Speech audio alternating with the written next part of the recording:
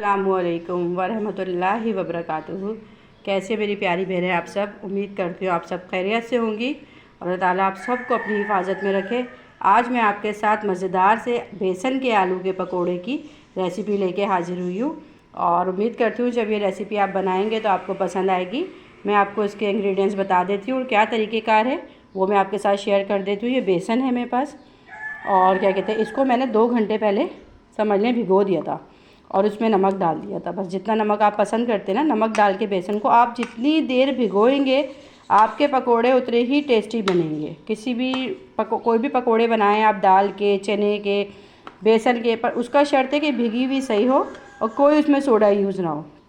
मेरी तमाम रेसिपी में मैं बहुत कम सोडा यूज़ करती हूँ और मेरी कोशिश ये होती है कि मैं सोडे को अवॉइड करूँ। जहाँ बहुत रिक्वायर्ड होता है वहीं मैं सोडे को यूज़ करती हूँ, नहीं तो मैं सोडा यूज़ नहीं करती। खूब अच्छे से बीट किया हुआ है बेसन है, 2 घंटे पहले मैंने भिगो दिया था।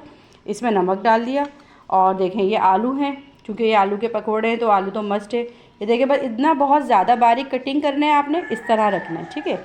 जितनी प्यारी कटिंग होगी आलू के, आपके पकोड़े बन के उतने मज़ेदार तैयार होंगे, ठीक है। और इसमें क्या क्या डालना है हमें बेसन में, कुटी हुई मिर्चें, साबुत धनिया ज़्यादा क्वांटिटी में डालेंगे आप, 2 टेबल स्पून के करीब भर के कुटा हुआ साबुत धनिया, सफ़ेद ज़ीरा साबुत डलेगा, अजवाइन ये तकरीबन ½ टी स्पून है भर के, तकरीबन 1 टीस्पून भी कर सकती हैं, पर मैंने ½ टी स्पून लिया है, ज़्यादा या कम आप कर सकती हैं, ठीक है। अजवाइन है, ज़ीरा है, साबुत धनिया है, कुटी मिर्चें। अच्छा, इस पकौड़ों में अक्सर लोग जो है कलर यूज़ करते हैं, मैं कोई यूज़ नहीं करूँगी। बेसन का अपना ही जब हम फ्राई करेंगे इतना अच्छा एक कलर आता है तो हमें ज़रूरत ही नहीं है कि हम कोई और चीज़ यूज़ करें। अभी तमाम मसाले डाल के हम खूब अच्छी तरह बेसन से मिक्स कर लेंगे, स्पून से ना बेसन में मिक्स कर लेंगे। मिक्स करने के बाद, क्योंकि बेसन ऑलरेडी हमारा फुला हुआ है, हम मसाला डालने के बाद इसको नहीं छोड़ेंगे तमाम मसाले के बाद ना, उसके बाद डायरेक्ट हमने इसे फ्राई करना होता है। और रमज़ान की स्पेशलिटी है, बरसात की स्पेशलिटी है, टी टाइम की है, उस टाइम में तो पकोड़े बहुत टेस्टी लगते हैं। और सबसे अच्छा तो ये मुझे बच्चों के लंच के लिए भी बहुत अच्छा रहता है ना। आप सिंपल सा आप इसको फ्राई करें आलू में, सिंपल बेसन और ये आलू लेके, और बच्चे बहुत शौक़ से खाते हैं और हेल्दी भी है, चूँकि बेसन में भरपूर की मिकदार में जो है आयरन मौजूद होता है। और पोटैटो में तो आपको पता ही है, lot of fibre, lot of vitamin C आलू के अंदर पाया जाता है। फाइबर तो हमारे बच्चों के पेट में लाजमी जाना चाहिए, तो ये लंच टाइम के लिए भी बच्चों के लिए बहुत अच्छा होता है। आप लंच बॉक्स में भी दे सकती हैं फ्राई करके, और झटपट से बन जाता है, सबसे बड़ी बात है।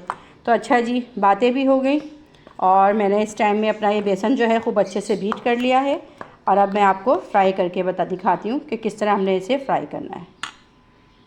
अच्छा देखें, ऑयल मेरा तकरीबन गर्म हो चुका है, नॉर्मल टेम्परेचर पे रखना है हमें, बहुत ज़्यादा नहीं। और आलू को खूब अच्छे से मैंने ड्राई किया। ड्राई करने के बाद इस तरह बेसन में हम डिप कर देंगे और ख़ूब अच्छी तरह बेसन में लपेटेंगे आलू को। जितना अच्छा बेसन में लिपटे हुए होंगे उतने ही अंदर से भी अच्छे से कुक होंगे और ऊपर जो है ना लेयर इसकी थिकनेस की बहुत अच्छी से आएगी। ये देखें, इस तरह हमने किया। और जिस तरह हम चाप वगैरह कुछ फ्राई करते हैं, ये देखें, जिससे हम ऑयल में डाल देंगे। इसी तरह तमाम आलू 1 बाय 1 इसमें डाल के पहले हमें दरमियानी आंच रखनी है, ये याद रखिएगा बहनों, और फिर हमें तेज़ फ्लेम करनी है ताकि आलू अंदर से अच्छी तरह कुक हो जाए। अच्छा, ये तो इतने मज़ेदार रेसिपी होती है। आप सिंपल दाल चावल बनाएं और दाल चावल के साथ आप ये 2-3 पकोड़े भी लेके बैठ जाएं तो खाना खाने में बड़ा मज़ा आ जाता है। कोई अचार वगैरह, चटनी वगैरह की गुंजाइश नहीं रहती।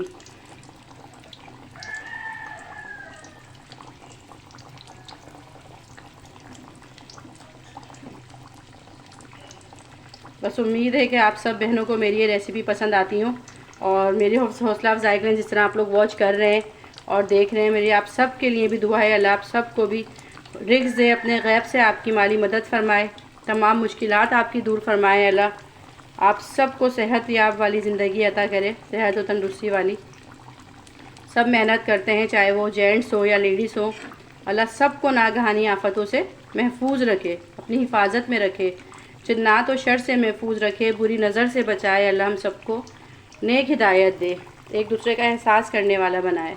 अच्छा जी, देखिए ये तमाम मैंने पकोड़े इसमें भी डाल दिए हैं। अब देखें, मैंने कोई स्पून अभी इसमें टच नहीं किया। जब ये वन साइड इसका तकरीबन 2 से 3 मिनट फ्राई होगा तो फिर मैं इसको टर्न करूँगी। अच्छा, अब ये देखें माशाल्लाह से पकते हुए 3 मिनट हो गए तकरीबन ना। अब मैं इसका साइड चेंज करूँगी। अगर हम उसी टाइम इसको अलट पलट शुरू कर देते हैं ना बेसन में डालते के साथ ही, ये बात याद रखिएगा, जो इसकी टॉपिंग होती है ना, ये जो बेसन की लेयर होती है ये अलग हो जाती है, छूट जाती है। तो इसलिए कभी भी जो है ना जब पकोड़े डालें तो उसके साथ ही नहीं चेंज करना शुरू कर दें, ताकि लेयर इस पर बरकरार रहे। अभी हम स्लो आंच पे ही इसको करेंगे फ्राई, ताकि आलू अच्छे से गल जाए, और जब कलर देना होगा तो हम इसकी आंच तेज़ कर देंगे। ठीक है, अब ये देखिए माशाल्लाह, अब हम इसे कलर देंगे तो मैंने इसकी आंच चूल्हे की थोड़ी तेज़ कर दी है। ठीक है, ताकि इस पर एक अच्छा सा गोल्डन सा कलर आ जाए, जैसे हम बाज़ार में पकोड़े खाते ना, एक प्यारा सा कलर होता है। बस अब हम इसे कलर देंगे। अक्सर लोग बाज़ार वाले तो इसमें जर्दे का रंग भी यूज़ करते हैं, और अक्सर बहनें भी घर में जब बना रही होती हैं तो कलर यूज़ करती हैं। तो आप प्लीज़ आर्टिफिशियल कलर्स वगैरह को कोशिश किया करें कि डेली रूटीन में इसको अवॉइड किया करें, नहीं यूज़ किया करें, कम से कम कोशिश किया करें कि इस्तेमाल करें। अभी देखें तेज़ फ्लेम पे करके हम इसे कलर देंगे। ऑलरेडी देखिए खुद ही सुनहरा सा इतना प्यारा सा कलर आ रहा है। बस अब हम इसे निकालेंगे और इस पर चाट मसाला डाल के सर्व करेंगे। आप चाहे इसे खट्टी चटनी होती है ना इमली की, सिर्फ खट्टी मीठी, सिर्फ खट्टी चटनी, उसके साथ खाएँ, दाल चावल के साथ खाएँ, माशाल्लाह ये बहुत मज़े के लगते हैं। और अब मैं आपको तमाम पकोड़े बना के डिश आउट करके दिखाती हूँ। ये देखें तमाम पकोड़े आलू के फ्राई हो गए, इंतहाई क्रंची और मज़ेदार खूब ज़बरदस्त से पकोड़े हैं। और उम्मीद करती हूँ जब आप लोग इस रेसिपी को ट्राई करेंगी तो आप लोगों को भी पसंद आएगी। अच्छा, जब मैंने फ्राई करके निकाले ना, इसके ऊपर हल्का सा चाट मसाला, आप चाट मसाला इस पर ज़रूर डालेंगी, बहुत अच्छा फ्लेवर आता है। चाट मसाला गरम गरम पे ही डाल दिया करें। चाट मसाला इस पर मैंने डाला है। अब मैं आपसे इजाज़त चाहती हूँ इस उम्मीद के साथ कि आप सबको अल्लाह ताला मेरी बहनों को अपनी हिफाजत में रखे, और अल्लाह पाक मेरी इस वीडियो को सब लोगों को पहुँचाए और इससे कोई किसी को नुकसान ना हो। अल्लाह हाफिज़। अगर आपको मेरी ये वीडियो पसंद आए तो इसको लाइक, शेयर और सब्सक्राइब कीजिएगा, और मेरी हौसला अफजाई ज़रूर कीजिएगा।